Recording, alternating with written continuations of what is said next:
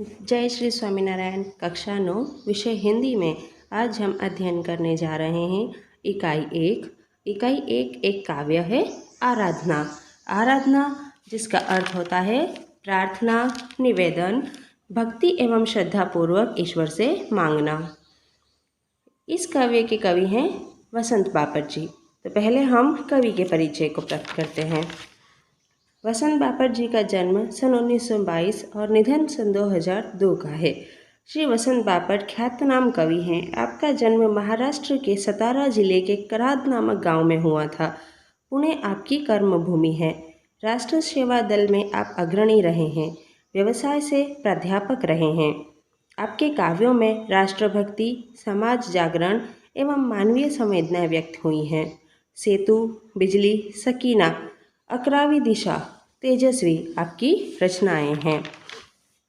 प्रस्तुत प्रार्थना में सत्यम, शिवम, सुंदरम की भावना के साथ दीन दुखियों की रक्षा करना, मानवता की उपासना करना, भेदभावों को दूर करना, वैर भाव से मुक्त होकर विश्व बंधुत्व की स्थापना करना जैसे वैश्विक मूल्यों को हस्तांतरण करने की प्रेरणा देने वाली यह प्रार्थना मराठी से अनुदित है।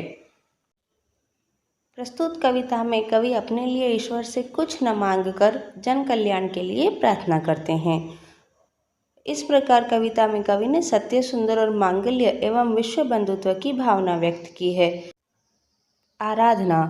देह मंदिर चित्त मंदिर एक ही है प्रार्थना, सत्य सुंदर मांगल्य की नित्य हो आराधना।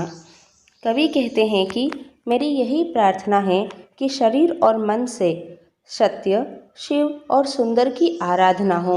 लोग सच्चाई के मार्ग पर चलें, उनके मन में सुंदर विचार आए और सब एक दूसरे के हित की बात सोचें।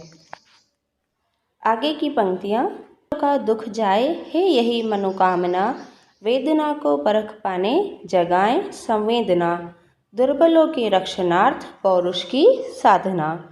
तो यहाँ कवि कहते हैं कि लोगों को उनके दुख से छुटकारा मिले और लोग एक दूसरे की पीड़ा को महसूस करें और जो लोगों के अंदर अर्थात जिन लोगों में साहस है, क्षमता है, वे उसका उपयोग दुर्बलों की रक्षा के लिए करें। यानी जो शक्तिशाली हैं वे अपने उस साहस को, अपनी उस ताकत को कमज़ोर लोगों की मदद के लिए, सहायता के लिए, उनकी रक्षा के लिए अपने साहस का उपयोग करें।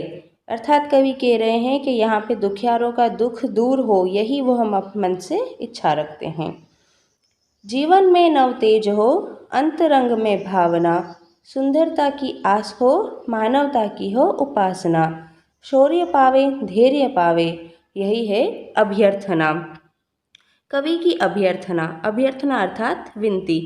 कवि कहते हैं कि सबके जीवन में नया प्रकाश, नई चेतना का संचार हो, सबके हृदय में सुंदर भावनाएं हों, एक दूसरे के प्रति सबके मन में सुंदर आशाएं हों, सब मानवता की पूजा करें और सभी लोग शौर्य और धैर्य प्राप्त करें अर्थात साहस और धीरज प्राप्त करें। कठिन परिस्थितियों का सामना करने के लिए उनमें धीरज भी हो और साहस भी हो।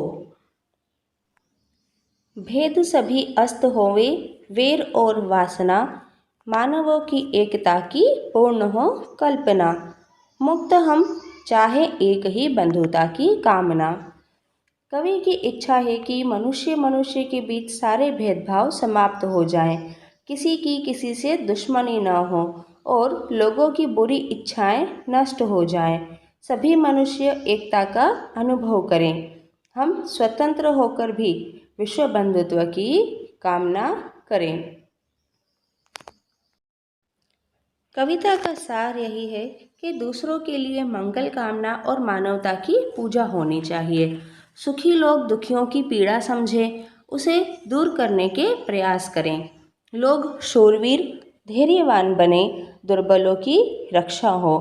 सभी भेदभाव भूलकर परस्पर मानवता का व्यवहार करें।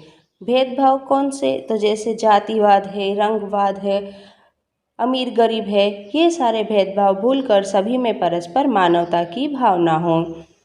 संसार में सब जगह भाईचारे की भावना का प्रसार हो, तभी विश्व बंधुत्व का सपना पूरा हो सकता है। तो विद्यार्थी मित्रों, मैं आशा करती हूँ इस कविता में दर्शाए गए उम्दा विचार और गुणों को हम ग्रहण करेंगे और अपने जीवन में आने वाले समय में, कठिन समय में शौर्य और धीरज से सामना करेंगे, ताकि हम उन कठिन परिस्थितियों का हल निकाल सकें। जैसे आज की स्थिति है, हम जानते हैं आज का समय कैसा चल रहा है। पिछले 1 साल से और अब दूसरा साल भी शुरू हो गया है कि हम एक महामारी से लड़ रहे हैं, पर इसमें भी हमें घबराना नहीं है, धैर्य और शौर्य रखना है और इसको पार करना है। तो ऐसे ही गुणों को ग्रहण करना है और आपस में मानवता की भावना रखकर एक दूसरे की मदद करनी है और इस कठिन परिस्थिति का सामना करना है। धन्यवाद।